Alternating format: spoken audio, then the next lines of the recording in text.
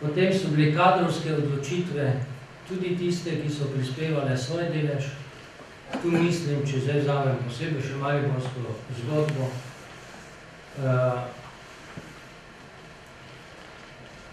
Vatikan ni odločal modro. Če je bilo, recimo, da najkasneje pred 2,5 leta nazaj znano, da je Maribor problematičen, potem se ne nastavi najprej koadjutorja, pa se ga čez slabo leto odstavi, pa se nastavi novega koadjutorja, pa se ordinarija odstavi v trenutku največje medijske kampanje. Za tako vatikansko diplomacijo bom rekel hvala lepa. In tudi Vatikanu očitno ni več tako, kot je bilo. Ker če je problem bil jasen in je bil jasen, potem se mora nastaviti človeka s polnimi kompetencami, ne pa s polivičnimi.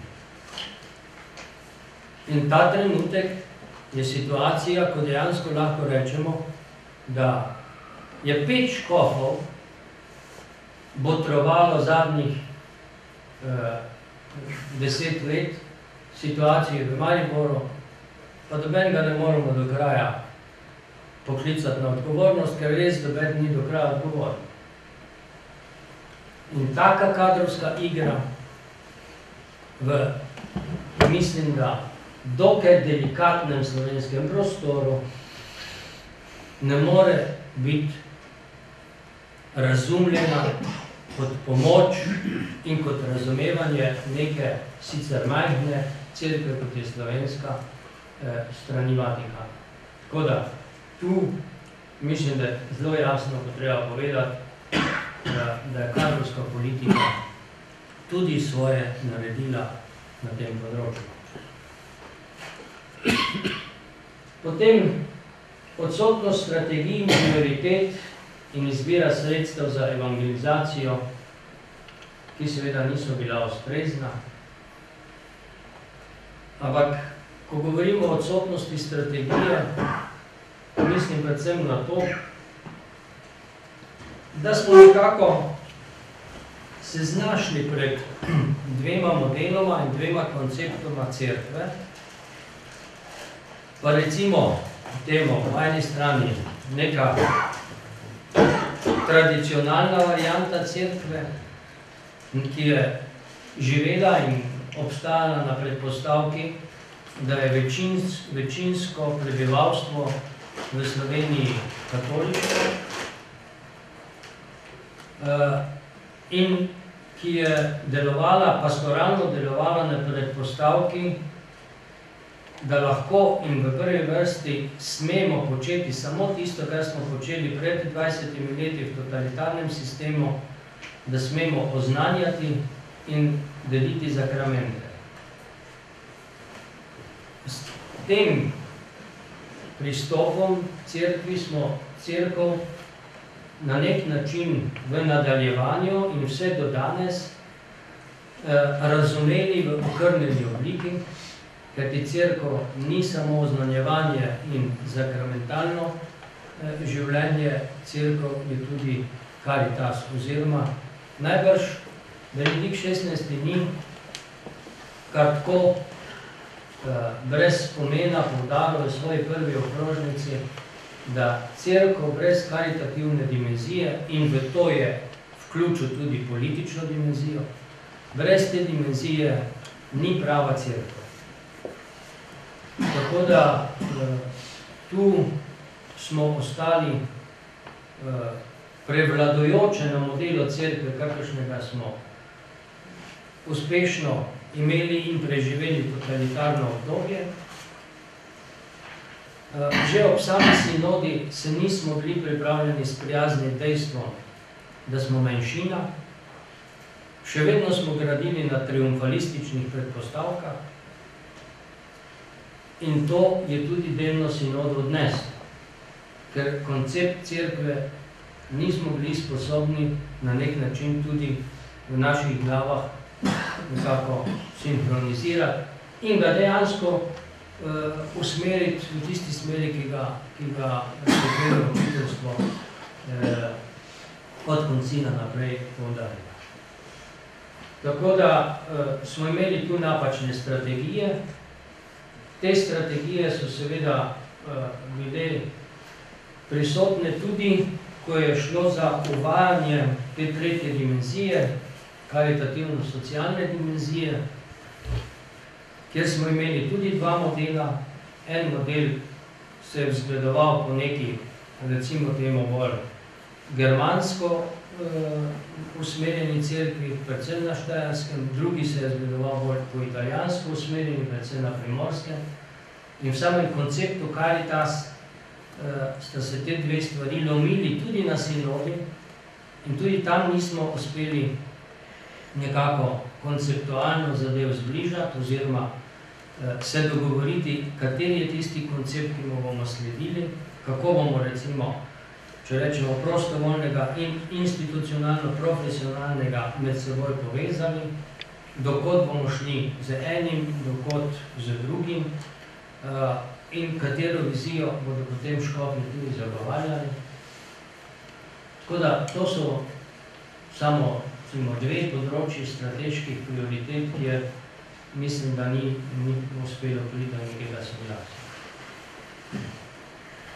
Zdaj, podoba cerkve je dodatno utrpela kar veliko škode, najprej že s prej omenjeno denacionalizacijo, okrog katere tudi nismo uspeli najti nekega strateškega dogovora, v tem smislu, da bi se odločili za neke stvari, ki jih res potrebujemo in jih bomo neposredno uporabili za pastoralne namene, in druge, ki je brez pomena, da jih dobimo nazaj, ker nam bodo samo breme.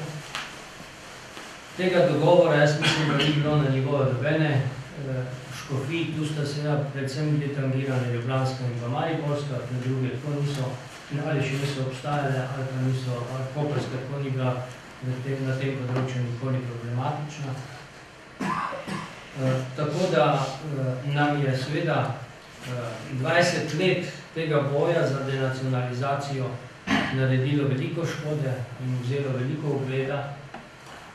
Naslednja stvar, ki nas je zadela, so bili spolni škandali, cerkve v njenem univerzalni globalni razsežnosti, kakor tudi pri nas doma, in pa seveda zadnji udarec, pa gospodarski polom sistema, ki je povezan z mariborsko varčo. Zdaj, ob tej analizi, poskusu te analize, se je potrebno, po mojem, vprašati, kateri vzgledi nam lahko pomagajo in katerim vzgledom bi se bilo potrebno vrniti.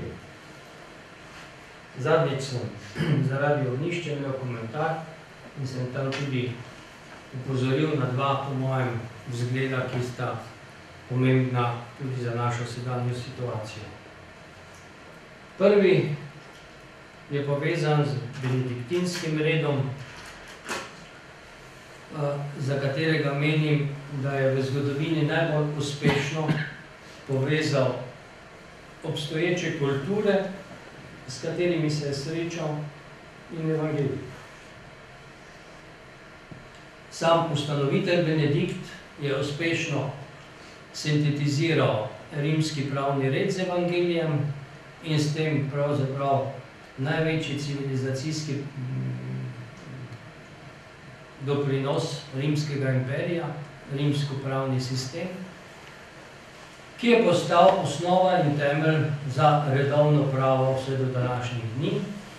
Torej, benediktinci, ki jih žal v tej izvorni obliki v Sloveniji nimamo več, so tudi danes marsikje uspešno integrirali sodobne, sekularne, liberalne tokove za krščanstvo Pred 2 letoma sem bil nekako mediator med patrom Anselmom Grünom, ki je benediktinc iz Nemčije, ki je ekonom svojega samostana in hkrati eden najbolj duhovno branih avtorjev danes. In sem v Mariboru predvidel predavanje o duhovnosti in ekonomiji, sem žal prepozno. Najbrž bi moral ga povabiti 10 let prej. Pa še zanimivo je bilo, da tistim, katerim sem to predavanje takrat namenil, jih ni bilo. Tako da tudi ni obrodilo sadov.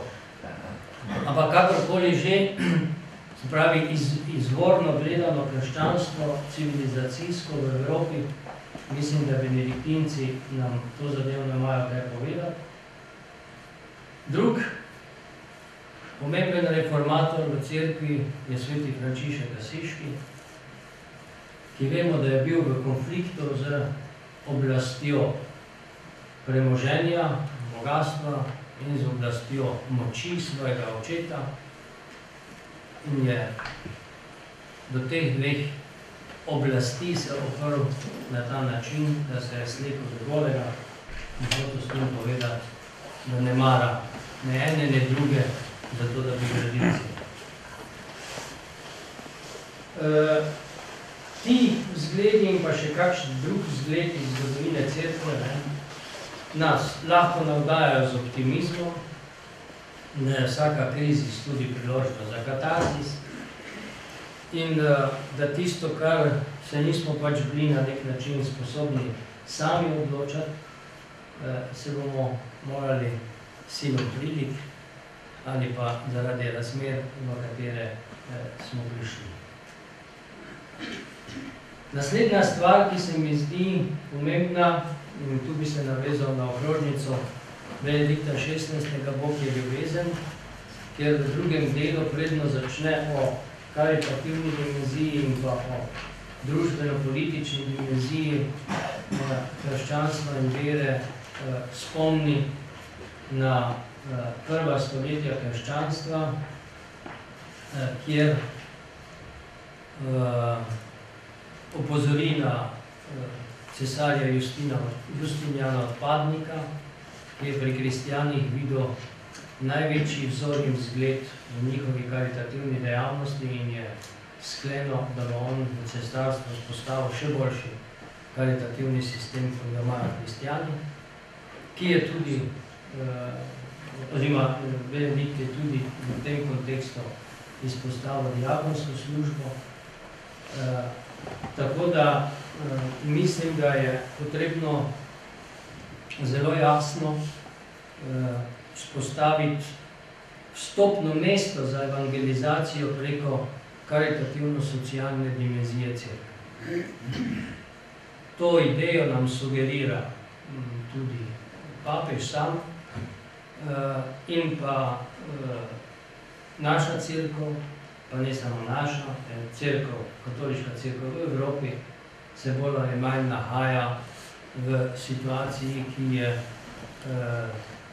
primerljiva z časom pred Konstantinovim ediktom ali pa okrog njega. Ob tem